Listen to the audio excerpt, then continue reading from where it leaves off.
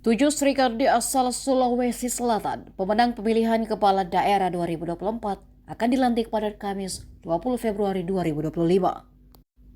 Siapa saja mereka? Yang pertama adalah Wakil Gubernur Sulsel, Fatmawati Rusdi. Lalu, Alia Mustika Ilham sebagai Wakil Wali Kota Makassar. Di tingkat kabupaten ada Andi Indah Kartika sebagai Bupati Baru, Husnia Talenrang, Bupati Goa, Ratnawati Arif, Bupati Sinjai. Lalu Puspawati Husler, Wakil Bupati Lutim, dan Nurkana, Wakil Bupati Sidrap. Dari 7 Srikandi akan dilantik, 5 diantaranya tanpa sengketa di Mahkamah Konstitusi. Sedangkan Pilgub Sulsel dan Pilwali Makassar sempat digugat, namun Mahkamah Konstitusi menolak gugatan tersebut.